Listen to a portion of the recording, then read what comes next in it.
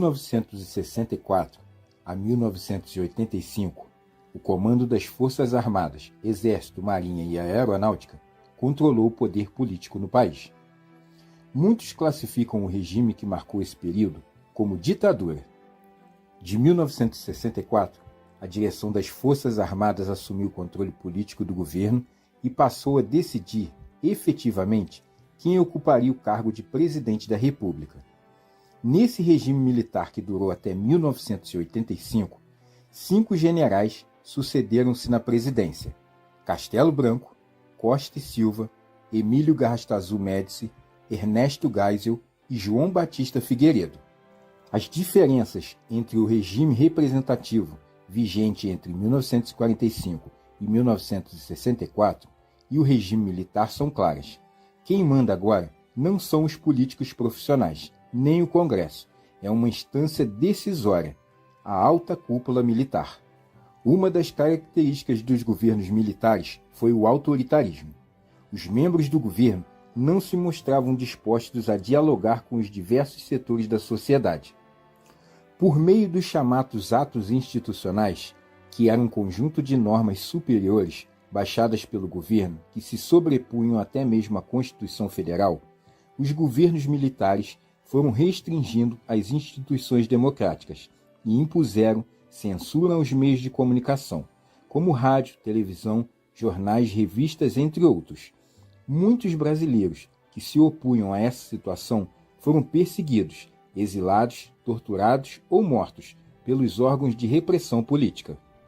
Abandonando o nacionalismo reformista, que marcou o último governo de Getúlio Vargas e o de João Goulart, os governos militares adotaram um modelo de desenvolvimento econômico baseado na aliança entre 3 grandes grupos: a burocracia técnica estatal, que era militar e civil, os grandes empresários estrangeiros e os grandes empresários nacionais.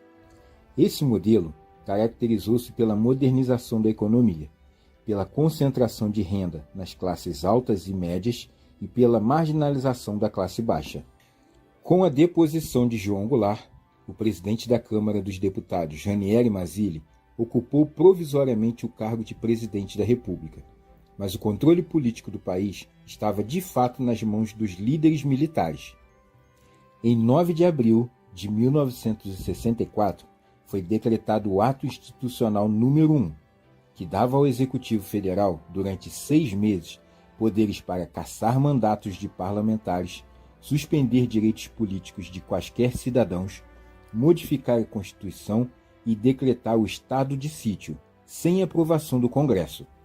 Estado de sítio é a suspensão temporária de direitos e garantias individuais, previsto na Constituição Federal. No segundo dia em que vigorava o Ato Institucional número 1, o Congresso Nacional foi reunido e, sob pressão militar, elegeu para a presidência da República o Marechal Humberto de Alencar Castelo Branco, que assumiu o governo em 15 de abril de 1964. O governo Castelo Branco foi imediatamente reconhecido pelas autoridades governamentais dos Estados Unidos e contou com o apoio de grandes empresários e diretores de empresas multinacionais.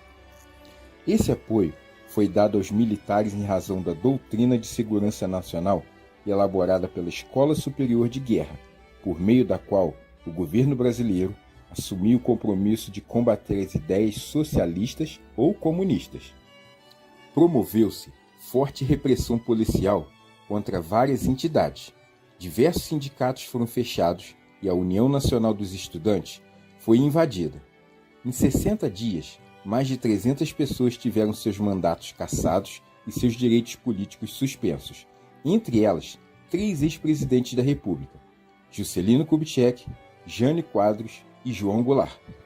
As relações diplomáticas com Cuba, o único país latino-americano que adotava um regime socialista, foram rompidas, e foi extinta a lei de remessa de lucros, permitindo que as multinacionais enviassem às suas matrizes no exterior grandes somas de dinheiro, resultado dos lucros que obtinham no Brasil. A economia era dirigida por Roberto Campos, ministro do Planejamento, e Otávio Gouveia de Bulhões, ministro da Fazenda, que elaboraram o Programa de Ação Econômica do Governo. Uma das principais propostas desse programa era o combate à inflação, mediante o favorecimento do capital estrangeiro, as restrições ao crédito e a redução dos salários dos trabalhadores. Durante esse período, os trabalhadores perderam o direito de estabilidade no emprego, tiveram reduções salariais, foram reprimidos em suas tentativas de protestos e seus sindicatos sofreram intervenção.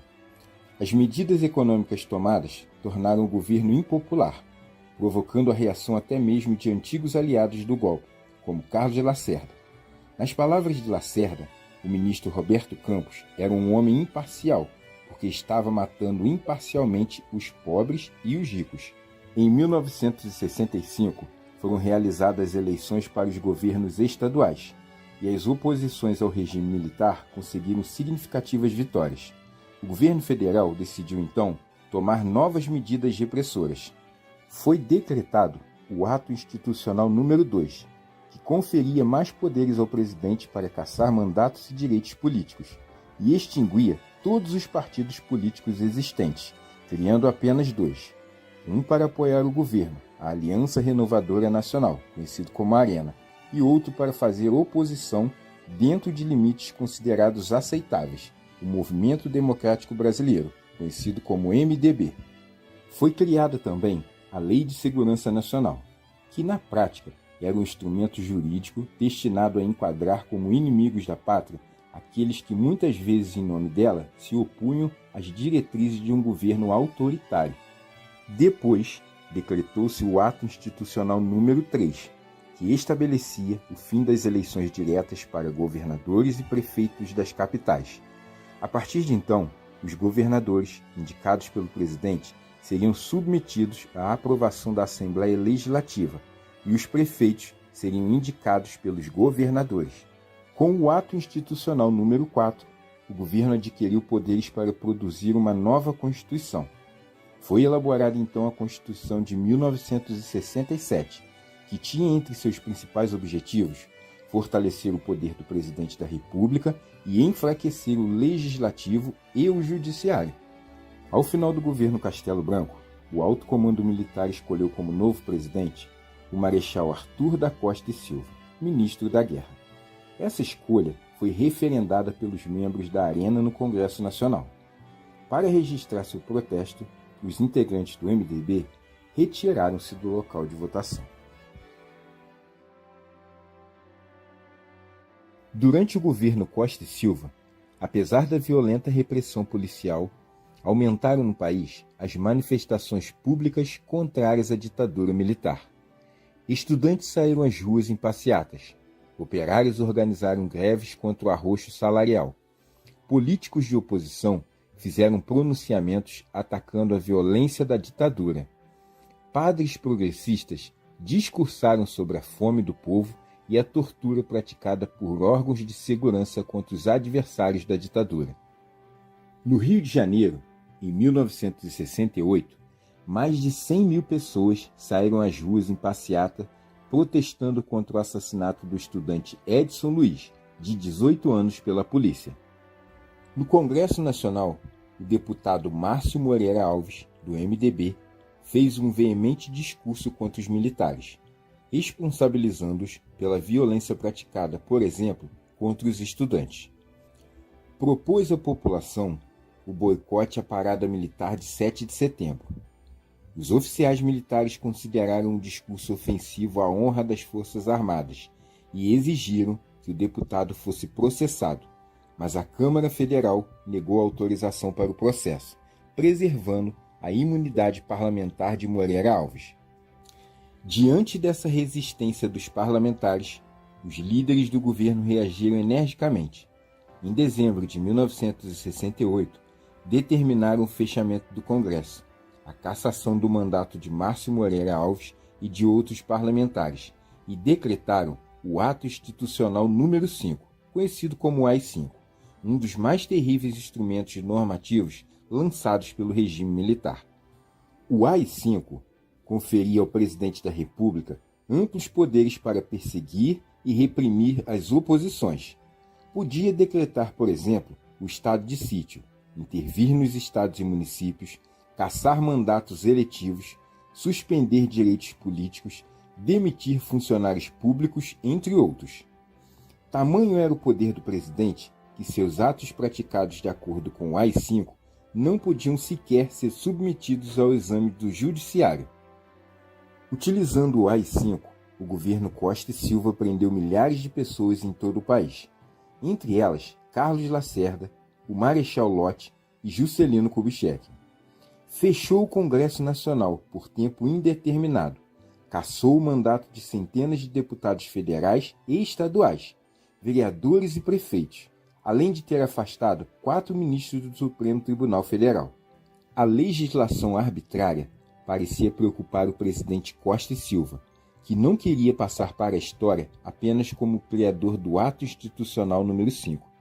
Por isso, confiou ao vice-presidente Pedro Aleixo, que era contrário ao AI-5, a missão de elaborar um anteprojeto de uma nova Constituição para o país.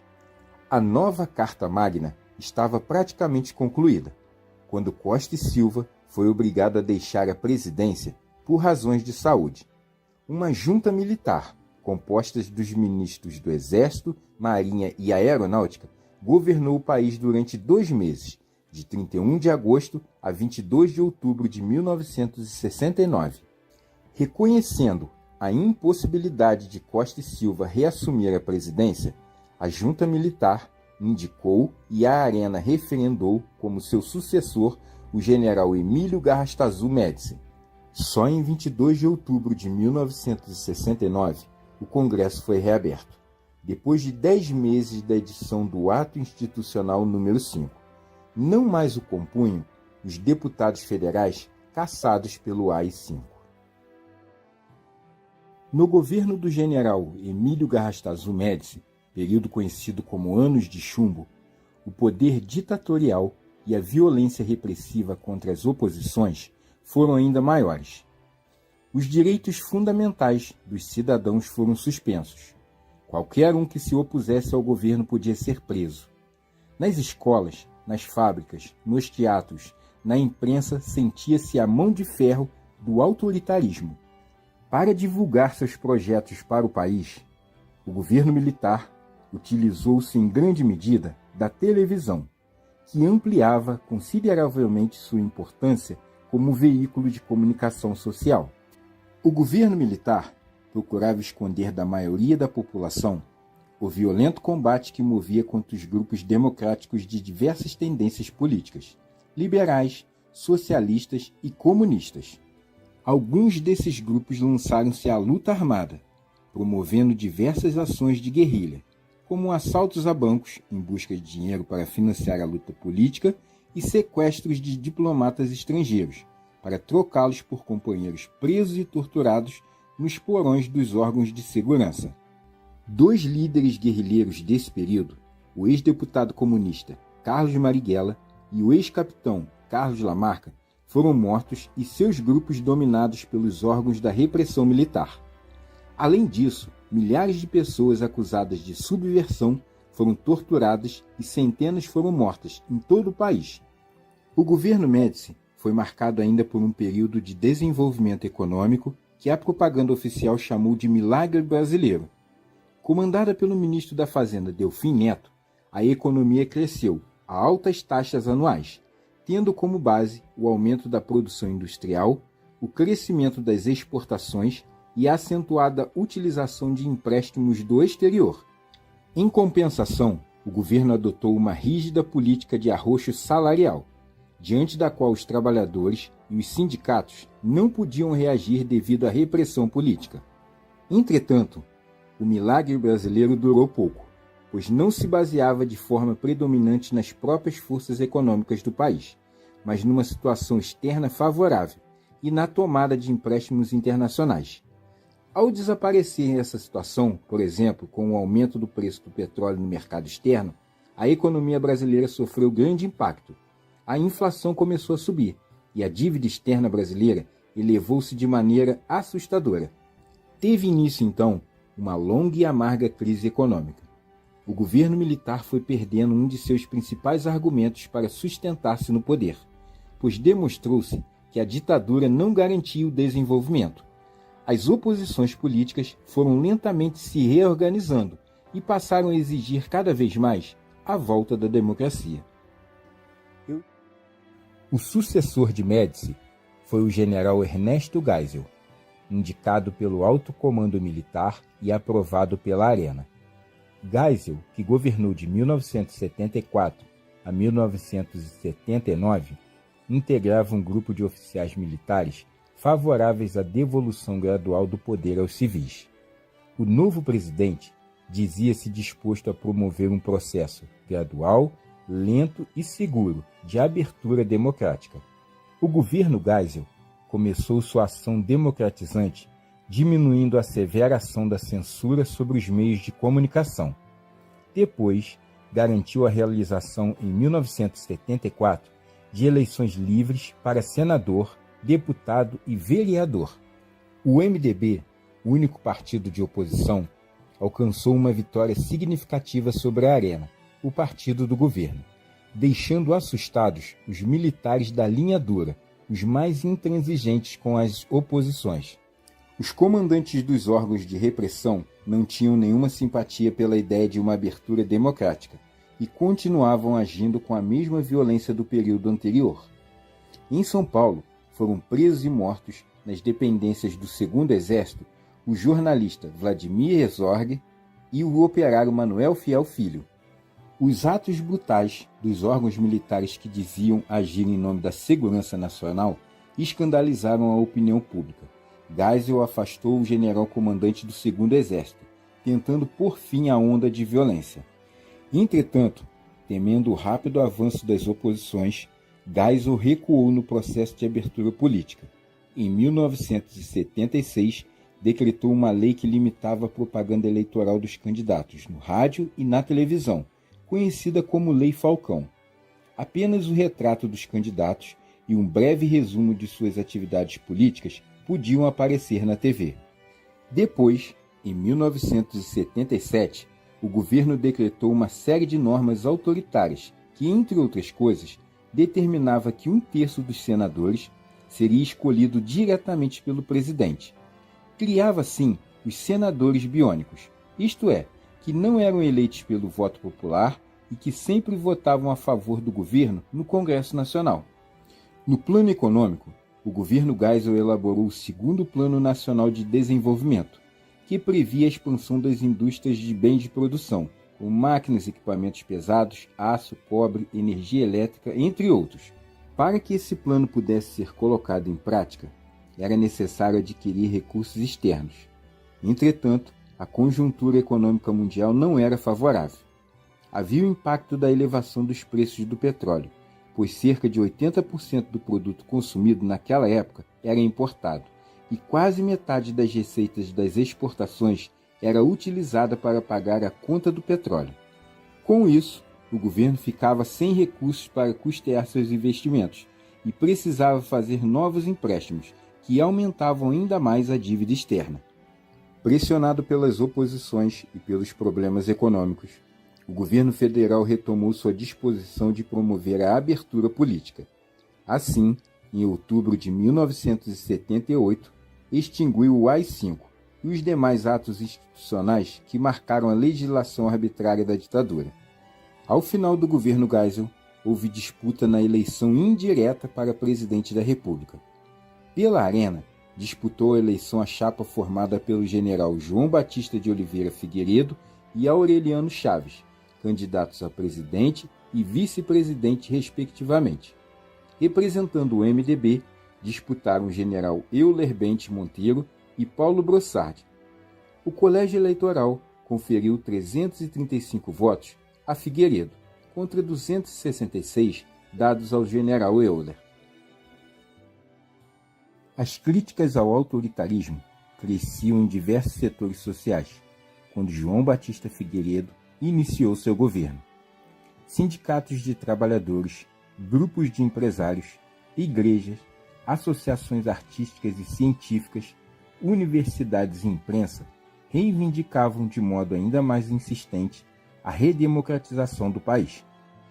Diante das pressões de grande parte da sociedade, Figueiredo assumiu o compromisso de realizar a abertura política e reinstalar a democracia no Brasil.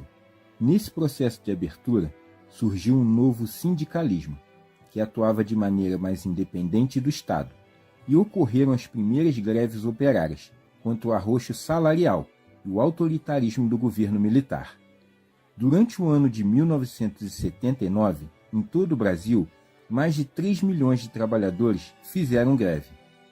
Entre as paralisações mais importantes, destacaram-se as greves dos operários metalúrgicos de São Bernardo do Campo, em São Paulo, sob a liderança de Luiz Inácio Lula da Silva, então presidente do Sindicato dos Metalúrgicos do ABC, região que inclui os municípios de Santo André, São Bernardo e São Caetano, e que concentrava grandes e médias indústrias metalúrgicas.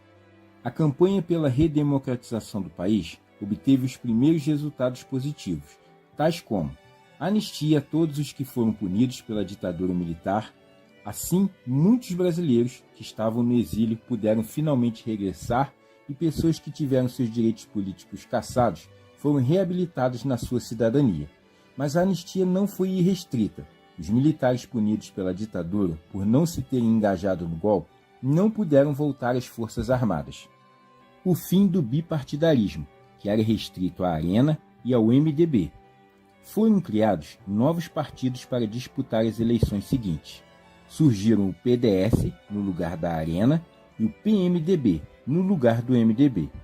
Fundaram-se ainda outros partidos, como o Partido dos Trabalhadores, o Partido Democrático Trabalhista e o Partido Popular, e ressurgiu o Partido Trabalhista Brasileiro. Foram restabelecidas as eleições diretas para governador de estado. No plano econômico, o governo Figueiredo, ainda com Delfim Neto como ministro do Planejamento, não foi capaz de equacionar sérios problemas, tais como a dívida externa. Ao obter empréstimos do Fundo Monetário Internacional, o governo brasileiro teve de se submeter às exigências dos banqueiros internacionais, que passaram a ditar regras de ajustamento da economia. Sem poder pagar os empréstimos já obtidos, o governo e as empresas passaram a pedir outros para saldar as dívidas anteriores. A inflação bateu recordes históricos durante o governo Figueiredo, superando a cifra de 200% ao ano. Os mais prejudicados com a inflação foram os trabalhadores, que tinham seus salários corroídos dia a dia pela elevação do custo de vida. A falta de investimento no setor produtivo resultou numa redução do crescimento econômico, cuja consequência mais grave foi o aumento do desemprego. Em 1983, os níveis de desemprego eram altíssimos, chegando a ocorrer uma série de saques a lojas e supermercados. Com o agravamento da crise, cresceu também a insatisfação popular contra o governo. Nas eleições de 1982, o eleitorado manifestou seu descontentamento, elegendo um grande número de candidatos de oposição nos estados brasileiros mais populosos e onde os movimentos sociais eram mais organizados. Depois de 18 anos de ditadura, em 15 de março de 1983, assumiram o poder nos estados novos governadores eleitos pelo voto direto. Com força renovada, as oposições políticas passaram a exigir eleições diretas para presidente da República.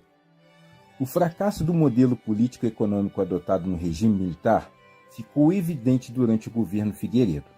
A economia brasileira mergulhou numa das mais graves crises de sua história. Inflação elevada, dívida externa assombrosa e dívidas públicas internas maiores do que a arrecadação do governo. Diversos setores da sociedade reivindicavam o fim da ditadura militar e a democratização do país. A crescente onda de insatisfação social foi canalizada pelas lideranças políticas de oposição para uma campanha em favor das eleições diretas para presidente da República. O objetivo era fazer com que o Congresso Nacional aprovasse a emenda constitucional proposta pelo deputado Dante de Oliveira, que restabelecia eleições diretas para presidente da República e acabava com o colégio eleitoral, criado pelo regime militar. A campanha pelas diretas reuniu milhões de pessoas em manifestações populares, que figuram entre as maiores da história do Brasil. Nas ruas e praças, multidões reunidas em grandes comícios exigiam diretas já. Entretanto, uma série de manobras de políticos ligados aos governos militares derrotou a emenda Dante de Oliveira, e impediu a realização das eleições diretas para presidente. O principal grupo que derrotou essa emenda foi liderado pelo deputado federal paulista Paulo Maluf, que pretendia eleger-se à presidência da República por meio do colégio eleitoral. Contrariada a vontade da maioria dos cidadãos brasileiros, teve prosseguimento o processo das eleições indiretas. No colégio eleitoral, concorreram à presidência 2 candidatos, Paulo Maluf e Tancredo Neves. Paulo Maluf era o candidato oficial do PDS, o partido representante do governo. Entretanto, não contava com o apoio efetivo de todas as forças tradicionais que estavam no poder. Tancredo Neves, governador de Minas Gerais, era o candidato de uma aliança política heterogênea, a Aliança Democrática, composta de ex-integrantes do PDS, na chamada Frente Liberal, e membros do PMDB. Em 15 de janeiro de 1985, o grupo político da Aliança Democrática conseguiu eleger Tancredo Neves para presidente e José Sarney para vice-presidente.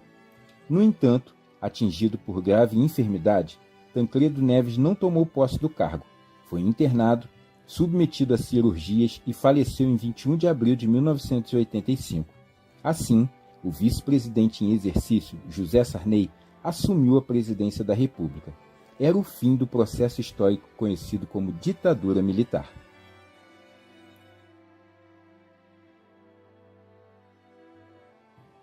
Um rápido balanço da situação econômica do país durante os governos militares revela as distorções do modelo de desenvolvimento adotado. As grandes conquistas modernizadoras desses mais de 20 anos situaram-se principalmente nos setores de infraestrutura, energia, transporte e telecomunicações, enquanto os problemas na área social, educação, saúde, alimentação e desemprego permaneceram ou se agravaram. Nas comunicações, houve expansão e modernização do sistema de comunicações, tais como telefones, telégrafos, antenas de micro-ondas e satélites, além da integração do Brasil ao sistema de comunicações internacionais. Entre as empresas estatais destacaram-se a Empresa Brasileira de Correios e Telégrafos, a Telecomunicações do Brasil, conhecida como Telebrás, e a Embratel, que era subsidiária da Telebrás. No setor de energia, no período, houve o aumento da produção nacional de petróleo, a construção de grandes usinas hidrelétricas, Itaipu e Tucuruí, a criação do Proálcool, Programa Nacional do Álcool, que visava substituir progressivamente o petróleo importado pelo álcool nacional, como fonte de combustível, e a instalação da usina nuclear de Angra dos Reis, comprada da empresa norte-americana Westinghouse. Nos transportes, observou-se o crescimento da rede rodoviária, com a construção de estradas que integram as diferentes regiões do país, a modernização da indústria naval e o desenvolvimento do setor aeronáutico, merecendo destaque a fabricante de aviões Embraer, empresa brasileira de aeronáutica. Acentuou-se também a concentração da propriedade rural nas mãos de uma reduzida minoria de latifundiários, que passou a ocupar quase metade de todas as terras agrícolas disponíveis. Parte considerada dos latifúndios brasileiros ainda hoje é improdutiva ou nela não há produção de alimentos para consumo interno. Grande parte dos latifúndios considerados produtivos são destinados às culturas de exportação, como a soja ou ao cultivo da cana-de-açúcar, utilizada na produção de álcool combustível. Durante os governos militares, persistiram os problemas relativos à educação pública, problemas que faziam parte da realidade de milhões de crianças. Elas deixavam de frequentar as escolas porque trabalhavam, ou pela longa distância entre a casa e a escola, ou simplesmente por desmotivação social. Criado pelos governos militares para acabar com o analfabetismo, o Mobral, Movimento Brasileiro de Alfabetização, não conseguiu cumprir sua tarefa. As taxas de analfabetismo no país eram bastante elevadas. Atualmente, os grandes problemas da educação pública estão relacionados à baixa qualidade do ensino e remuneração salarial dos professores. O economista Delfim Neto, ministro da área econômica no período dos governos militares, ao referir-se à distribuição de renda, dizia: é preciso fazer o bolo crescer para depois dividi-lo.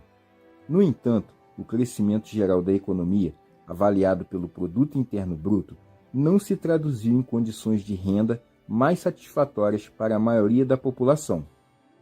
O bolo cresceu, mas foi dividido entre poucos, gerando uma elevada concentração de riquezas, o que acabou ocasionando a desigualdade social.